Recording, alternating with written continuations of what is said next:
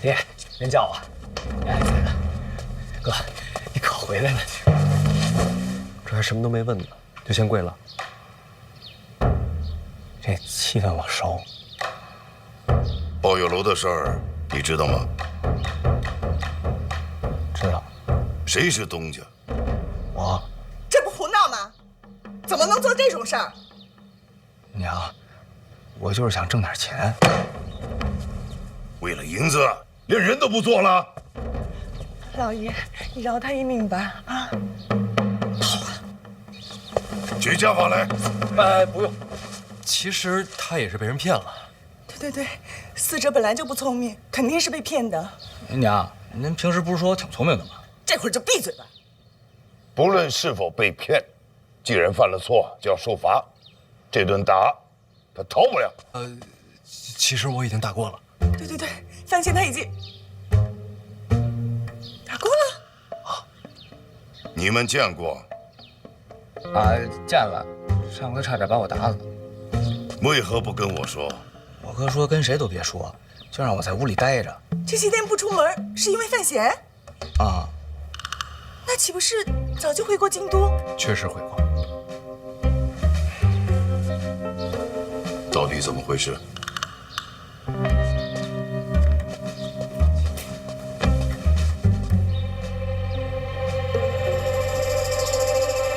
爹，这事说来话长，别让他一直跪着。站那儿。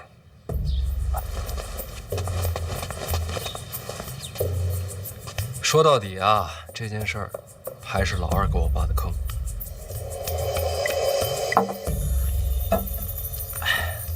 反正情况啊，就大概是这样。鲍月楼逼良为娼的事儿，他确实不知道。您听见了？我真不知道。鲍月楼一旦事发，第一个抓的就是你。哎，别，他没跟我说是青楼，就说是听曲儿聊天的地儿。我，那怎么办啊？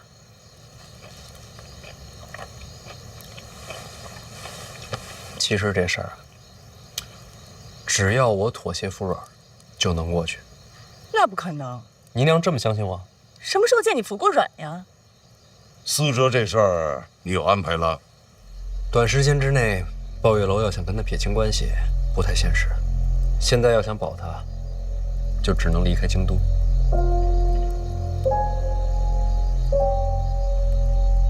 有道理。那我陪思哲回儋州怼着，也不能留在庆国。不在庆国去哪儿啊？要北上，去北齐。太远了吧？也好，那我就陪思哲北上。姨娘不能陪，她得自己去。为什么？是啊，这是暗中远行，不是游山玩水。你好歹也是国公之女，你陪着谁不认识？那也不能让思哲一个人去北齐呀，他都没离开过京都。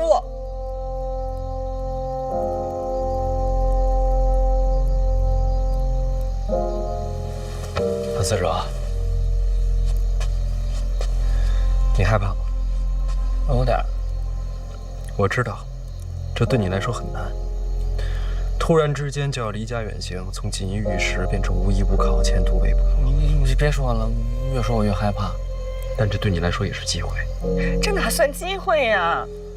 人不离开家，就永远不会长大。你是不是也想过，想对某个人证明自己不再是一个孩子了，证明你并非做每件事情都是错的，证明你自己也可以被期待。我想证明，那就北上，找到你自己的路。他做不到。好。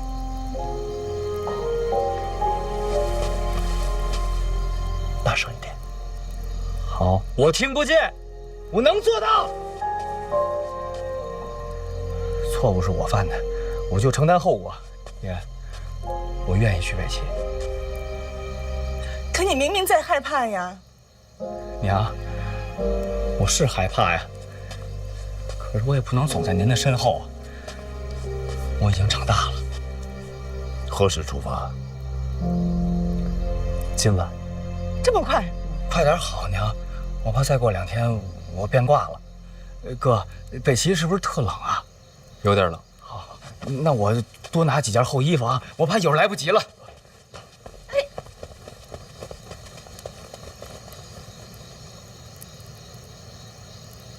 怎么一下子人全变了？姨娘，有时男人长大，只要一瞬间就够了。不行，我得去交代2句。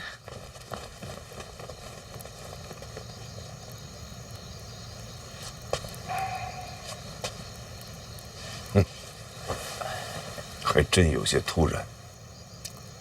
说到底啊，他还是被我牵连的。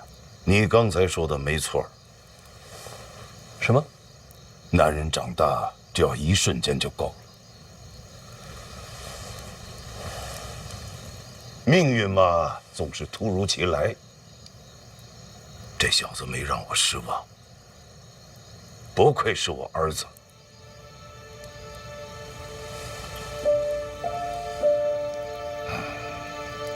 这些话，您倒是当着他面说呀。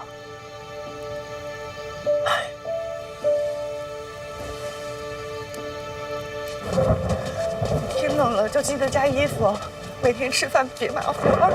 是老娘，您别送我了，再送我真舍不得了。那不行，行了，别哭了，您再哭该出皱纹了。你才出皱纹呢。走了，娘。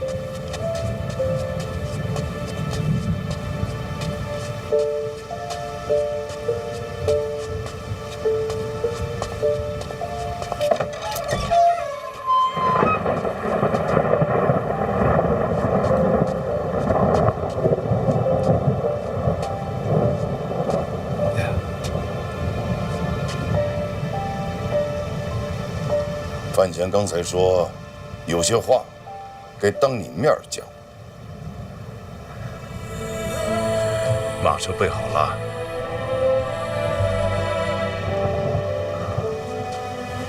谢谢爹。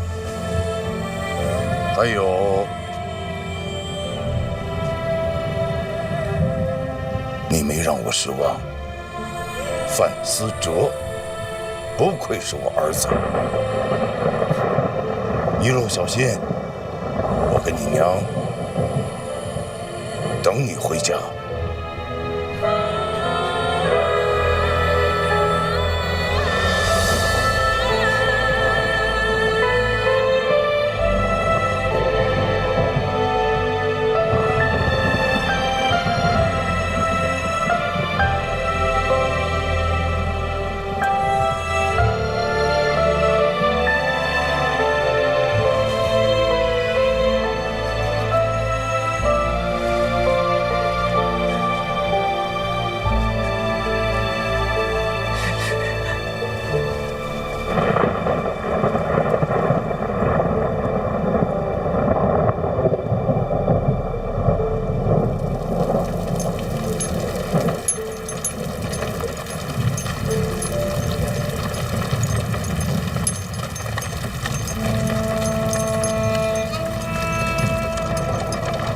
看什么？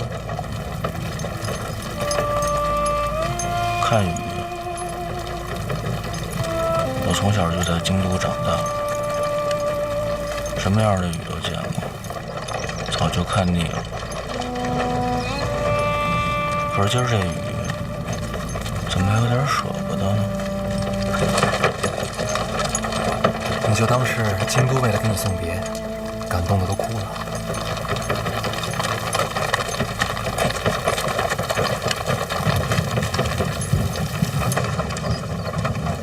要不你也哭出来？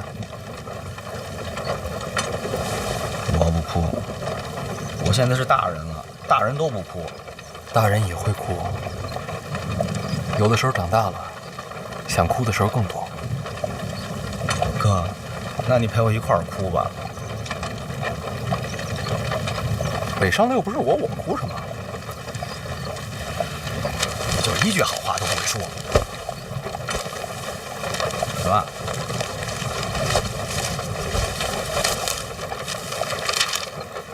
银票啊，这都是给我的。这是本钱。等到了北齐啊，你的第一个任务就是赚钱。做什么买卖你自己定，出什么事儿你自己扛着。别忘了，你要跟爹争名，要跟你自己争名。钱你会碰吗？这钱得还啊，这是投资。等你赚了钱，我得分红啊。咱们这亲兄弟还算这么明白呢。不要还回来了？不，你放心，肯定不能让你赔本。你说这个挣钱是第一个任务，那第二个任务是什么呀？你还记得郭宝坤吧？啊，他也在北齐。别了吧，什么别了吧？你都给他打得那么惨了，斩草还要除根啊！他现在给我做事儿呢。他都能给你做事儿了。你到了北齐，第一个先去找郭宝坤啊，然后呢？接下来我跟你说的话，记在心里，别告诉第二个人。那能告诉郭宝坤吗？别告诉第三个人。咱说话得严谨。闭嘴。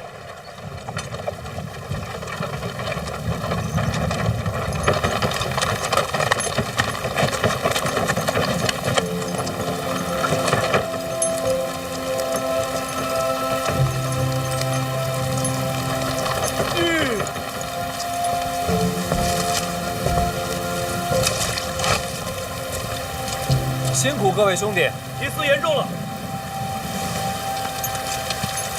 这几位会护送你北上，一路上他们照顾你。他们几个是谁呀？别忘了我跟你说的话，路上小心。走吧。那我娘你帮我多照顾点啊。放心吧，一切有我。谢谢哥。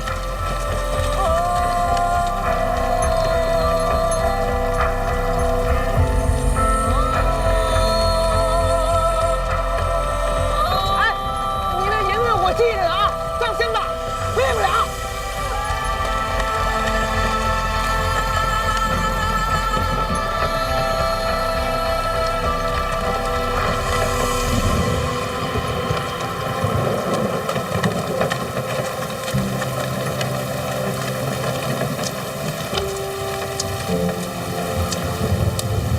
不用担心，那几个都是四处的好手。你弟不会有事的，多谢了。不用谢我。若不是院长交代，我可没工夫管你的闲事儿。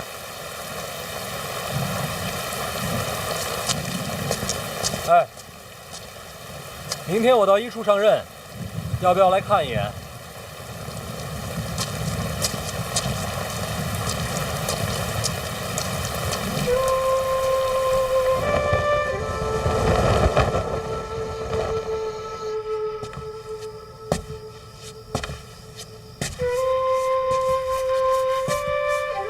范闲吧，叶灵儿，看来我这轻功还得练啊。你快来快来，我给你交代点事儿。你跟我交代什么呀？晚上呢？别打岔，我记性不好。婉儿料到你会来，提前躲出去了。婉儿躲着我，为什么？她让我跟你说，第一点，婉儿知道你很爱她，她也很爱你。第二点，因为第一点，所以她很担心你刚回来会面对很多危险，她希望你能集中精力，好好应对。第三点，因为以上两点，你最近就别来找她了，她是不会见你的。这话都是婉儿说的？这都是我理解婉儿说的话。哦。她说你会懂她的。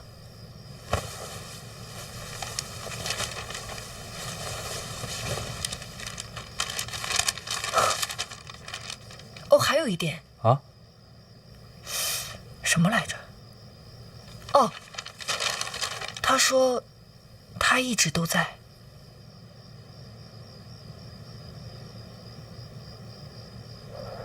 我懂。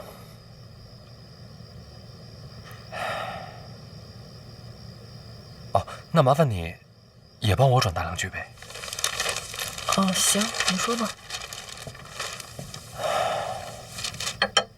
第一，想你；第二，放心。怎么到我这儿你就不记了？就4个字我还记不住。哦，有道理。你快走吧。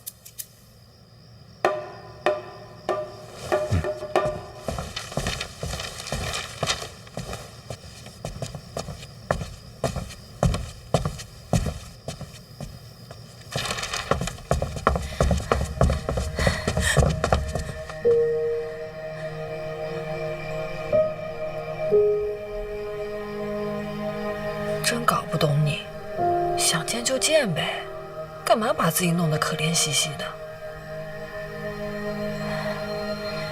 眼下时局，他应该专心做他自己的事儿。我怕我见了他，就不想让他走了。真羡慕你们，我这辈子是没这福气了。灵儿，你要是实在无法接受陛下的赐婚，明日我陪你进宫，向陛下请命，把婚退了。我爹是不会同意的，我都想好了，大不了一死。你可千万不能这么想啊！家里已经在着手婚约的事儿了，我看着实在心烦。我能不能在你这儿住些日子啊？想住多久就住多久。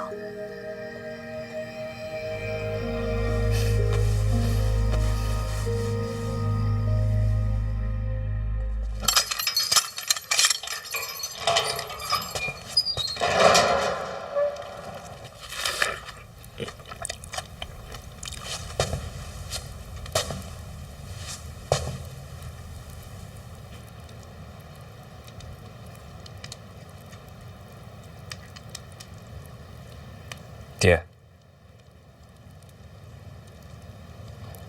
我回来了。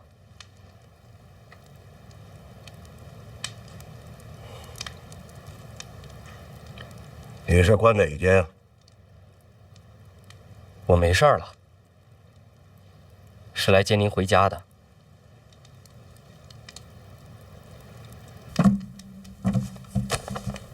你没事就好，别回去吧。我在这挺好的，不回。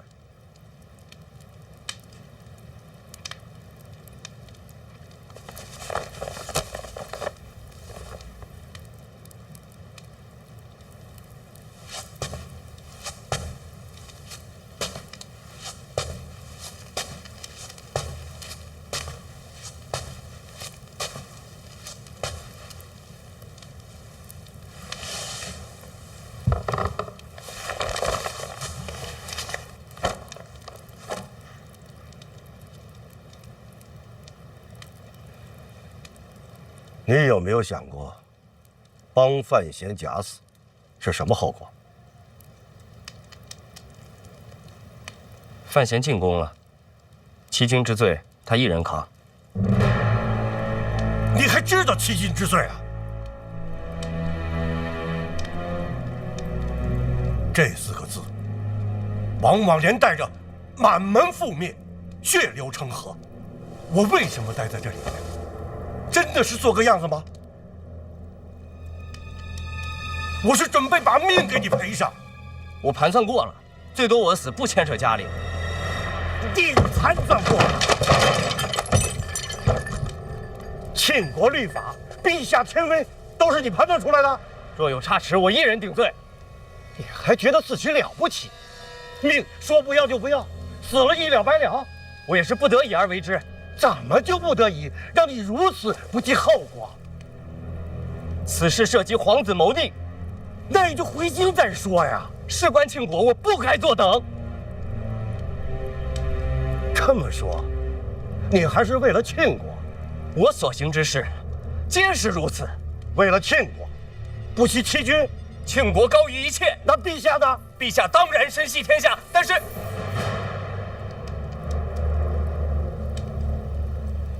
但是人终究没有国重要。好大的胆子呀，严定宇！明教我的，家国至上。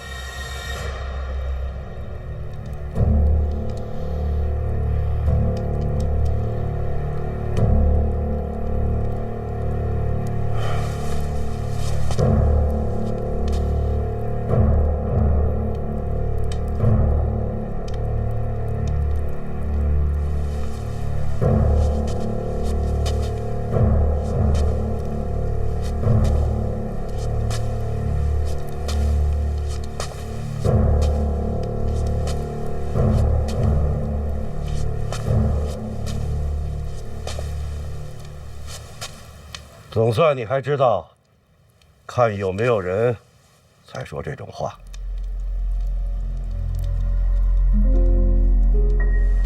我也没那么傻。来，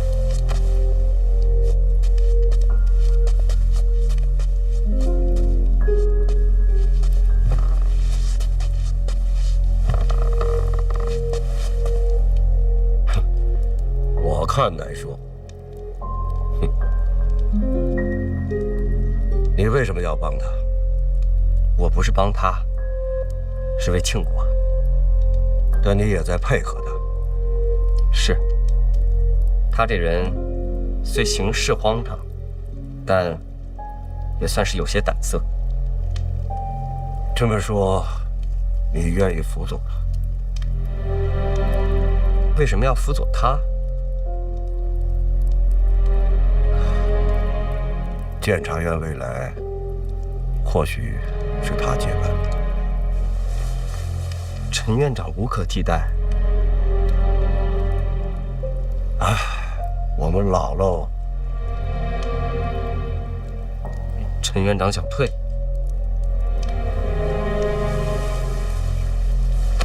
不止陈萍萍，我也想退。监察院该交给你们年轻人了。您退不退倒不要紧，陈院长不能卸下担子。这话怎么说的？那监察院没人比陈院长更重要。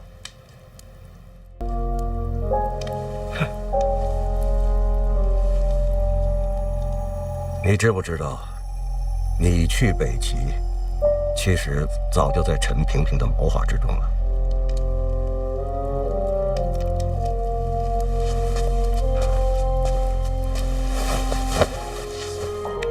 为国尽忠，求之不得。他就猜到你会这么回答。他让您这么问我的？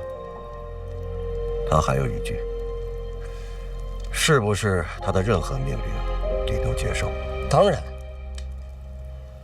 如果他的命令是让你从此不再听命，只遵守自己内心选择而活呢？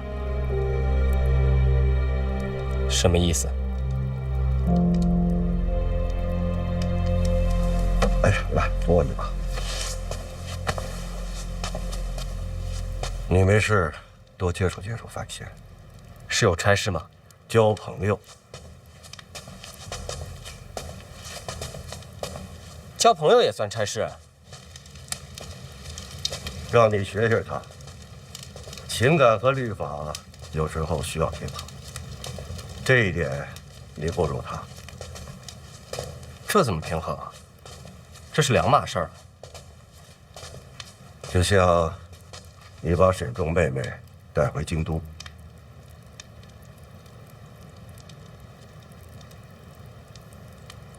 这是我违令行事，甘愿受罚。令不令的再说，对还是错，不谈。你这么做，就是听从内心选择。对和错怎能抛开不谈？不急于一时一刻，先回家。四处的差事，我会慢慢的都交给你。爹啊，累了这么多年了，哼，也该享享福喽。好，为了您，我以后尽量不弃军。要不，我享福之前，先把你逐出娘家。这也是差事吗？哎，慢慢来吧。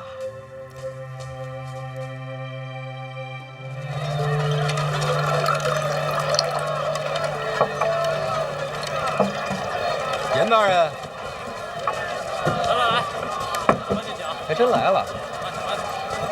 院长的意思，让我给你带个路，熟悉熟悉。给我，快！就这儿了。多谢啊，多谢。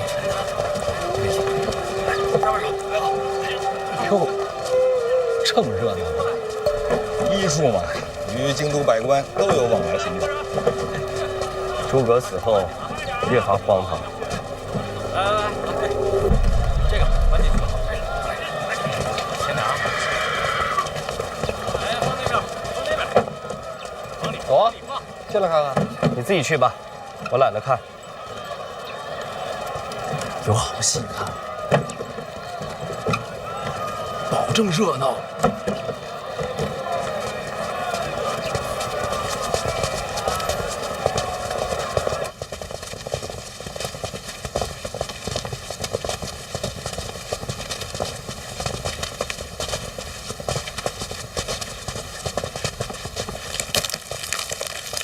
咱就这么进来，也没人问一句。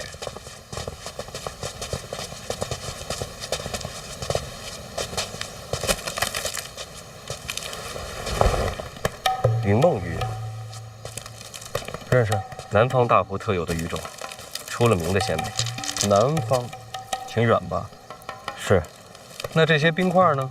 去年从北方边境凿下来的，一直保存到现在，就是为了这些鱼吧。800里加急运来京都的。一个极南，一个极北，800里加急，就为了尝个鲜。你们三个干什么的？老王，小猪，严公子，提司大人。哟，连我都认识。院里有谁不认识提司大人呢？您平时这么忙，今日怎么来一处了？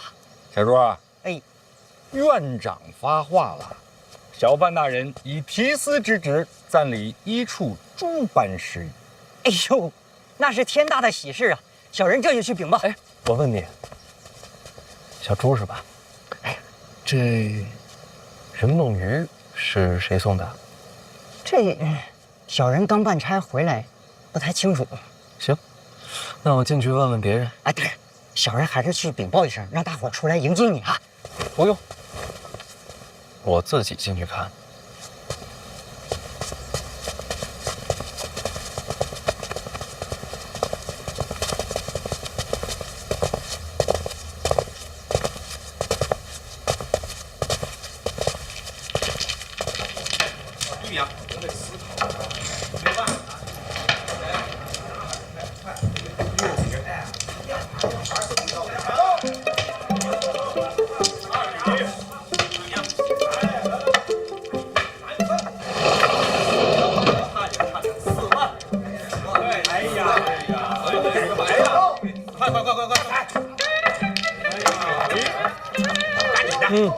这是要碰了。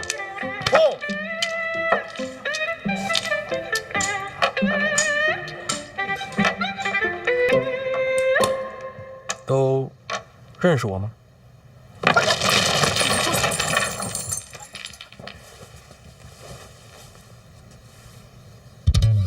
可以啊，挺气派的啊。麻将都是用琥珀的。大人是假的。我是假的？不，大人，琥珀是假的，只是瞧着像。谁送的？内裤，他给咱们8大处各送了一副。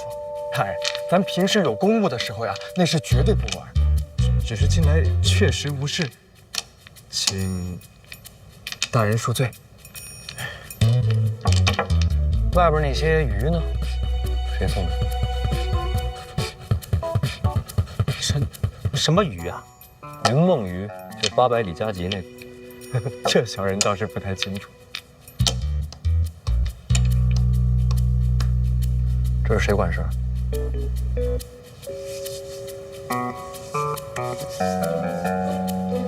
这也不知道？彭怀大人，几位主管都请了假，一个都没来。也是近来无事。怎会无事？一处每日案卷文书，该审阅归档的可都不少。谁来操办？处理的主簿，这些杂事都交由他办理。这人在哪儿？就在侧院，小子这就去叫。不用，我自己去找他。你们呀，接着玩，玩得开心一点。哦，对了，玩差不多了，趁早把外头那些鱼给放了。放久了，鱼就不新鲜了。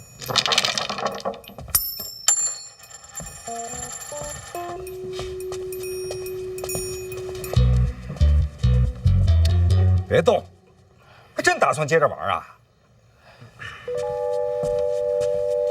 这怎么办呀？这下不知道。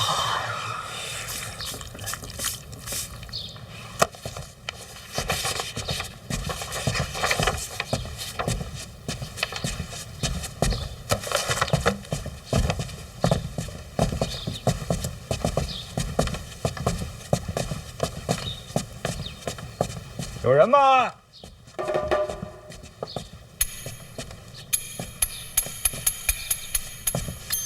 启天兄，老邓，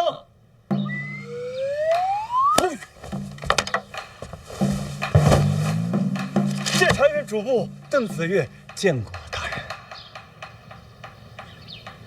你认识？嘿嘿，就是。邓子越，正是属下，你认识我？从未见过。那怎么就跪了？回大人话，如今监察院谁人不知王启年王大人常伴您左右。再说了，您这卓尔不群的气质，剑眉星目的样貌，不怒自威的神态，我若再猜不出来，我是不是瞎呀？小云公子，行了，老邓啊，大人现在暂领一处诸般事宜了。当真？当真。天哪，这真是天大的好消息啊！啊，是不是？小范大人如果能来一处，那您做这一处的话，那一处这就从此以后就有主心骨了。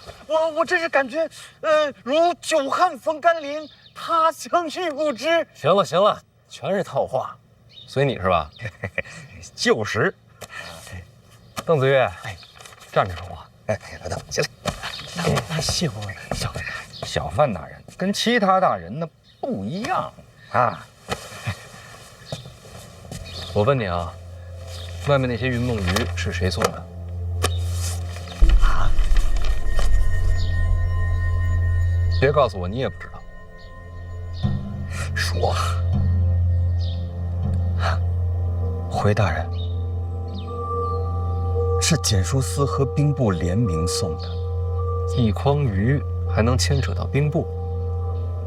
不是兵部，别人也没本事用800里加急把新鲜的云梦鱼送入京都。那检书司呢？此类鲜鱼都是先送往检书司，再由检书司按品序分类，再依次送往皇宫内院和6部各大臣府上。当然，检书司和兵部会留出一份，联名送往一处。都吃了。此鱼异常珍贵，故此有人吃了，有人卖。卖到哪儿？检书司。好极了，检书司送来的鱼再卖回检书司，这买卖可真好做，价钱也不低吧？或许是怕浪费呢。那这检书司和兵部干嘛上赶着给咱们送好处啊？你就照实了说。嘿嘿，这屋里边没别人吧？没有啊，那就说。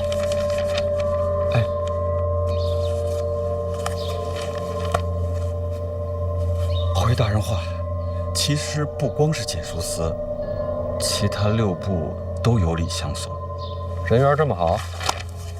你看，一处嘛，咱们一处本来职责就是监察京都百官，自然谁也不愿得罪一处。有了好处，当然也就不会忘了一处。这种好处你们也敢收？不是，他监察的收被监察的好处，何其荒唐！小云公子，息怒，息怒。要说他们，那不收也不行啊，所以这荒唐也算是合情理吧。怎么叫不收也不行？您看，做官嘛，大家都住在京都这片儿，3位大人也都应该清楚，京都百官之间关系本就错综复杂，有如蛛网密布。大的都不用说了，哪怕是衣食住行、吃穿用度这样的小事情，你也绕不开这关系呀。如果不收这礼的话，那就算不肯同流，往后恐怕办任何事情都是举步维艰呐。邓主簿这为官的道理，倒是想得很清楚。一处案卷繁多，这些最近都是你在负责。一直都是。行，一处这边，你多费心。啊？范大人，我只是个主簿，上面还有好多主管呢。已经没了。哎，从今日起，王启年、邓子越协助本提司处理一处大小诸事。大人，那剩余的几位主管，今日不在的，往后就不必在了。回头我跟院里说一声，送到别处做事。快点！你们给我看好了，我范闲，监察院提司代理一处，我还不是重点，重点是这位严冰云，北齐回来的，心有多狠，手有多黑，可想而知吧。换句话说，那是要脸的人吗？你们看这眼神，杀气腾腾。他站在这儿什么意思呀？就是和我生死与共的意思。这样的狠人，什么事儿做不出来呀？你们懂吗？我们都懂。我再重复一遍啊，从今日起，一处之前主办全部作废。王启年、邓子越就是我的左膀右臂。在座诸位，我话讲完，谁赞同，谁反对？王主管，邓主管，这客气了啊！那个以后大家互相咱们多帮衬啊！大方点，大家叫你呢。多帮衬，多帮衬。邓某以后一定尽力尽心办差。我再多问一句啊，各位可还记得当初入监察院所发之誓？第一句是什么？一切为了信我。说着说着就变成了一切为了生活。当初发的誓都忘了。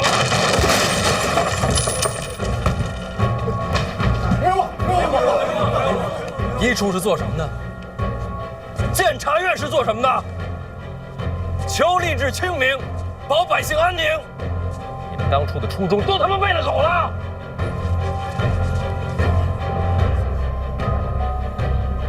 我不管你们以前怎么过的，从今天起，不许再这么过。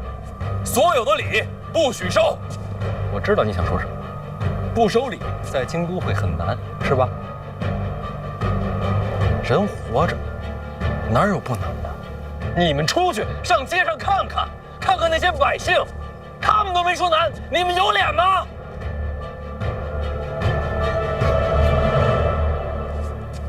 不过诸位放心，我这个人呢，其实还是好说话的。各位要小心，做了错事儿，千万别落在小严的手里，那才是真的惨。我管不着你们一处啊，都是监察院，一切为了庆国。行了，话我也说完了，该办差了。邓子越，大人，属下应该办什么差呀？刚门口那鱼我也看了，我觉着不新鲜。鱼不新鲜，送来的鱼不新鲜，说明什么呀？说明他检书司看不起我们一处，这谁忍得了？邓子越，属下在，带人把检书司给我封了。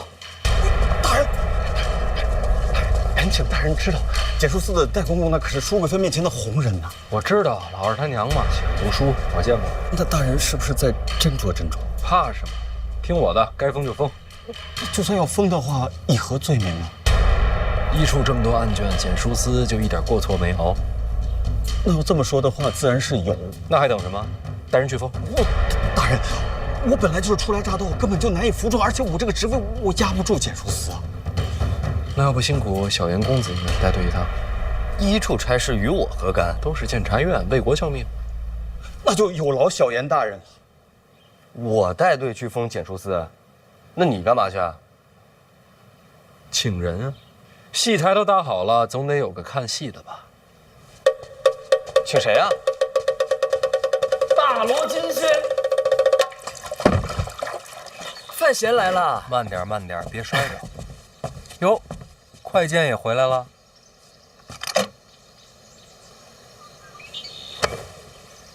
我就说这个人太冷漠，没礼貌，自然是比不过殿下。我也得说说你，来京都这么久了，头回到我这儿。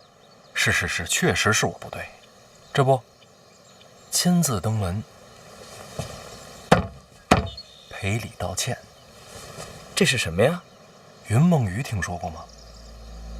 云梦鱼，那可是透骨仙。咱们先喝上2杯，我让人呐蒸上这云梦鱼呢。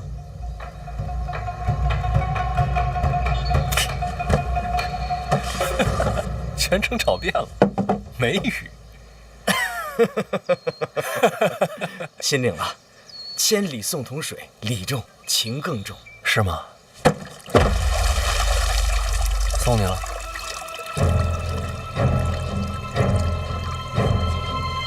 彼岸，清清。哎，但我知道哪儿有鱼，所以呢？所以咱俩抓鱼去。我跟你去抓鱼，殿下没空。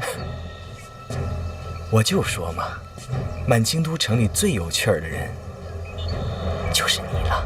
我也这么觉得。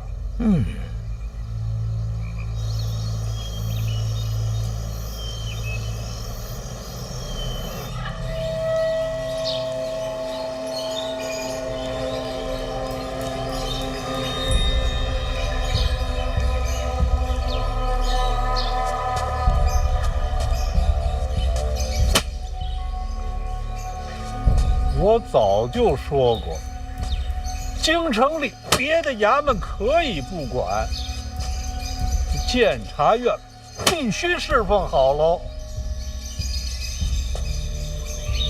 我说过这话没有？我说过没有？您说过，代公公，咱们不敢大意，平日里没少打点，这不今儿还送了云梦鱼过去呢，那还让人家一处把咱们给围喽？我们也不知道啊。哪位主管来的？都没来，领队的说是姓邓，是个主簿。切！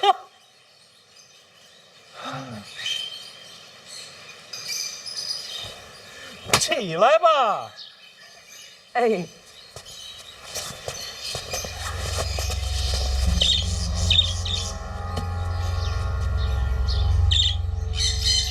用的什么罪名啊？就是克扣些菜钱之类的。这算什么罪名啊？来打秋风的吧？要不您能出宫瞧一眼？一个主簿，他也配？你别看监察院在京城里权势滔天的，他这权势谁给的呀？咱们宫里给的。您不去，那边就还封着，这可怎么应对呀？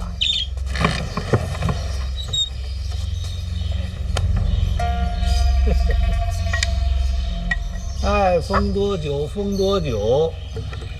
回头啊，跟御膳房说，今天宫里的菜蔬少了一些，尤其是几位贵人爱吃的青菜，没有了。这怎么成啊？上边要是问起来呀，就说一处威风，断了宫里的贡菜，我们简书司官小职微，无力抗争。那陛下那边也减菜量了？你来宫里多少年了？这种话你也分得出口？属下知罪。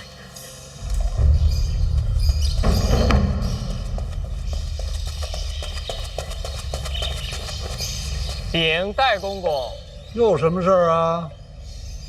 范闲范大人已经赶去简书司了。你上前说话。范闲范大人已经赶到简书司了。怎么把范闲也惹着了？戴公公做事自有分寸，你下去吧。公公应该去。混账！戴公公做事由你来管吗？等，我为什么应该去啊？回公公，赶去简书司的除了范闲，还有二殿下。你说谁？二殿下。公公莫急，我多问了几句。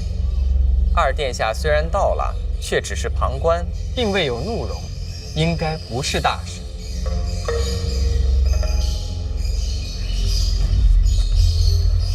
那就好。咱们简书司依靠的本就是淑妃娘娘，既然二殿下也到了，公公还是露一面的好，绝不能让殿下觉得怠慢。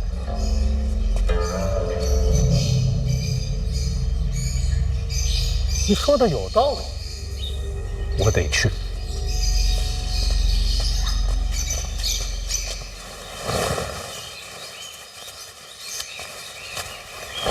你叫什么来着？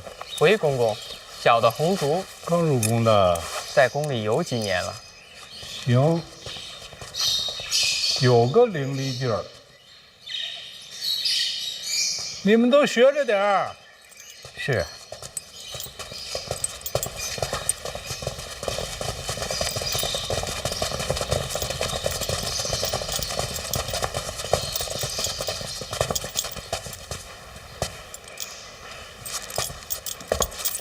你跟我一起去。回公公，小人就不去了。大胆！戴公公的话也敢不听？你一边待着去。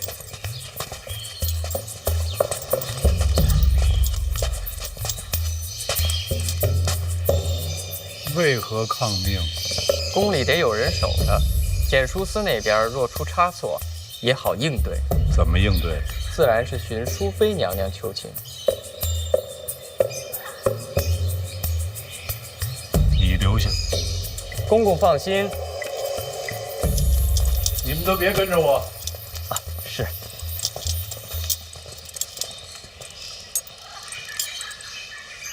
哎，小红公公。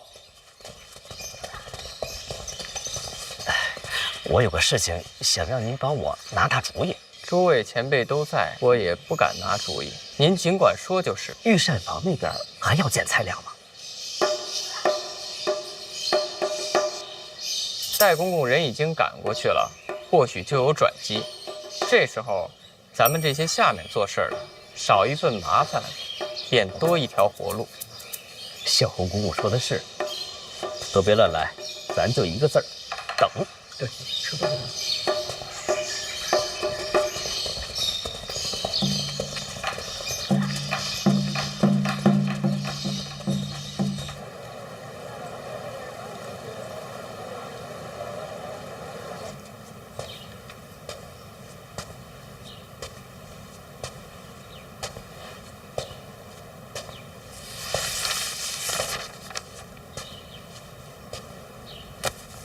老邓，去看一眼人来了没？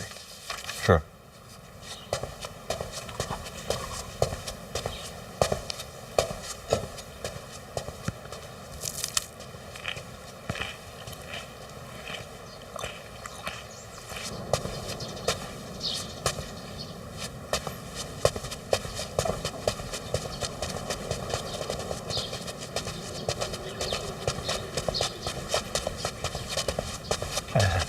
王先生，稍等。那不敢耽误啊，这里边都等着呢。是，干什么？稍等一下。你看，我早听说啊，王先生这个人智勇双全，可惜我无缘相见。干什么你？这听说王先生是小范大人身边的红人。那么小范大人今天这个局面，他想要一个什么结果呢？戴公公常年给医术送鱼，这情分呢，还是有的，都是举手之劳。但是我们家小范大人可没吃着你的鱼蹄啊！小范大人这不是刚刚到医处吗？您放心，我这都准备了。行，进去吧。哎，等一等，还有一件事，二殿下怎么也来了？这还有一件事啊。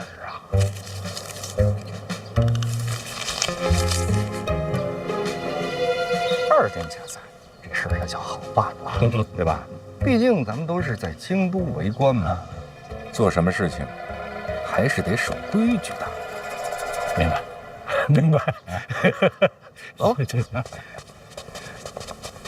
小范大人吩咐我出来看看，人来了没有？哎，来了。哎，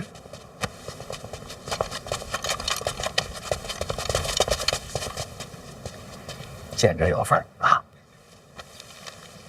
大家赚钱，大家花，啊！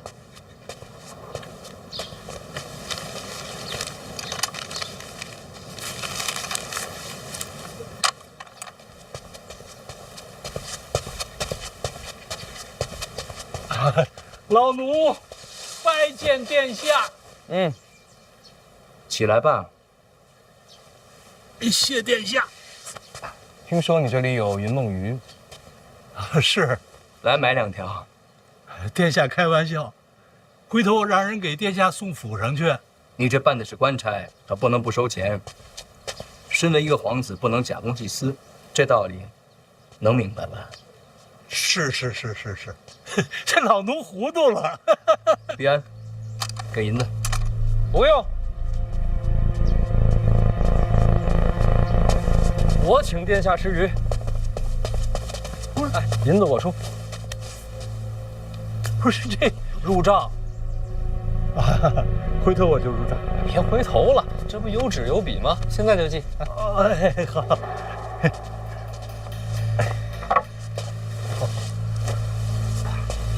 你别记这本上，记这本。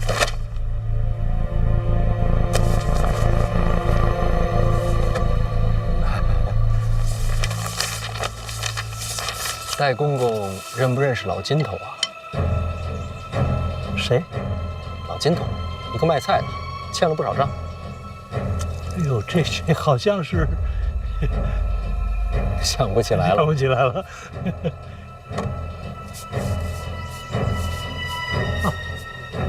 这老金头如果跟大人有关系，他所欠的账我可以一笔勾销。不用，已经没事了。哦，那就好，那就好。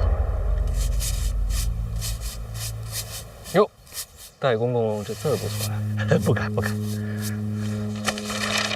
哦，跟这账册之前记的是一模一样。这么说来，戴公公都是亲自写啊。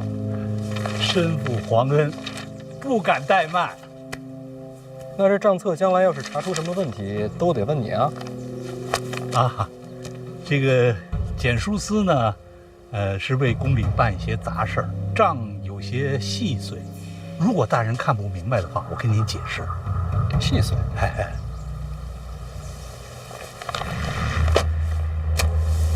不是细碎，是大局。简书司就是买点菜，哪有什么大局啊？戴公公，国家兴亡，你们这些太监是不是有责？是吧？咱们庆国刚跟北齐大战一场，也是边军威武，大获全胜。简书司该不该表示？这边军的粮草不归简书司管。大局，往大了想。什么意思呢？简书司是不是庆国的一部分？是。那大战获胜，是不是与有荣焉？有。与北齐一战花了不少银子，对吧？对。这大战平定，朝中缺钱，是不是这个道理？是。那咱们庆国人该不该共度难关？该。简书司该不该负责？该。该负什么责呢？国库空虚，到处缺的就是银子。简书司不想着为国解忧，反而变着法子贪钱，这合适吗？不，绝无此事。老奴为人最为老实，平时见着钱我都难受。大人一定是误会了。老实？哎，哼。我们监察院听说过吧？如雷贯耳。我们办案的手段，想必你也知晓一二。贪没贪钱自己知道啊。这账册查下去，是什么后果？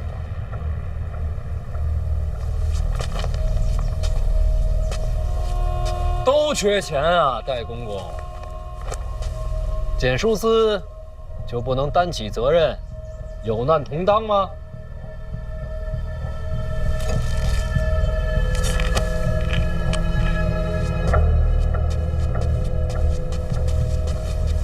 范大人，可不可以到后边说话？没事，都自己人。自己人。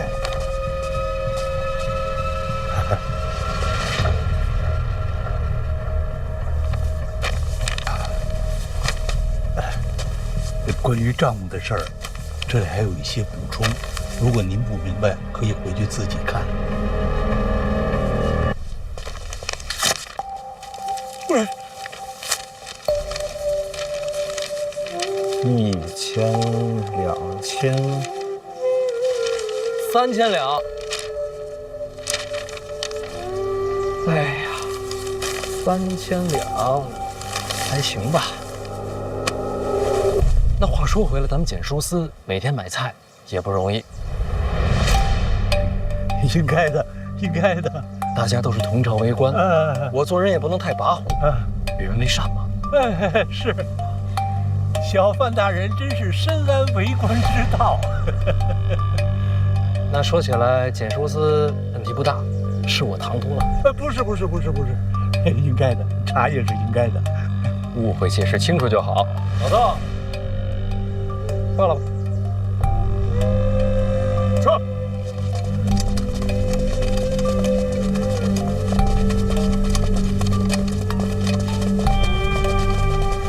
没热闹饭了啊，咱各回各家吧。殿下那鱼你可别忘了啊！我一定给殿下送到府上去。殿下要不要找人送你回府啊？不用，回头去。好嘞。一定得去啊！等你消息。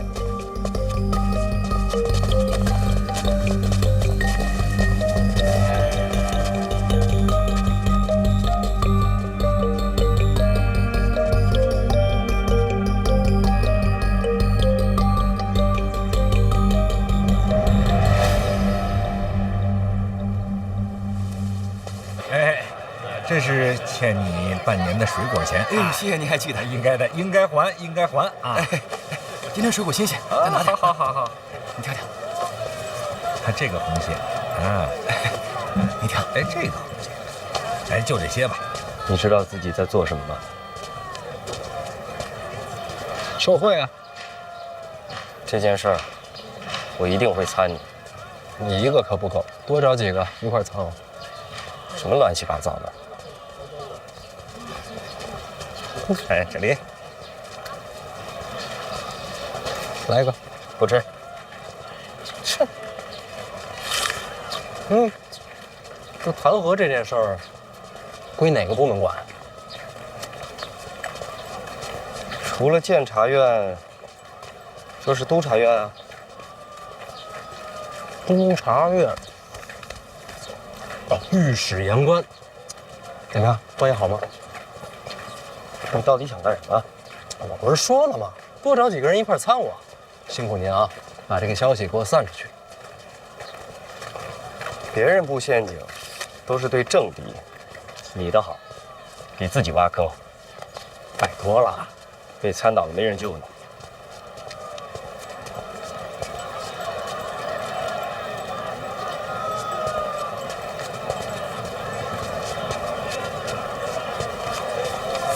把这个，还有那账册、存档、记录，都交给全院长。是。啊，还有这个，如您所料，戴公公给的。都记上。是。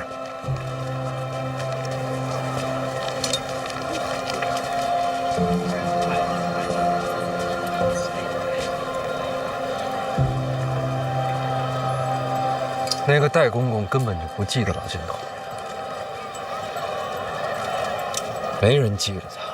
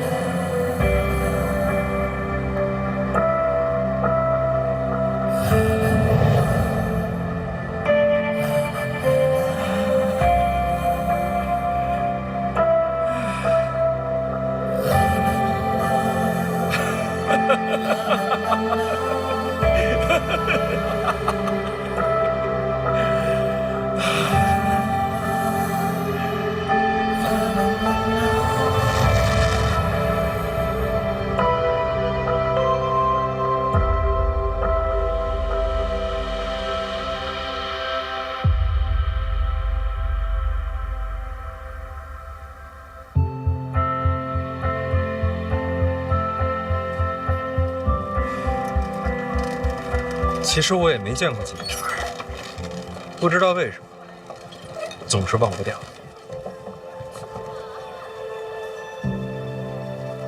老王，若是没人能站出来，他们这些人一辈子就只能忍着、守着。可是谁能站出来？谁能让他们见识见识什么是真正的王法？这王法若是总见不着，这谁还信呢？你说是不是我矫情？大人，我也想见见这传说中的王法。那就让京都开开眼吧。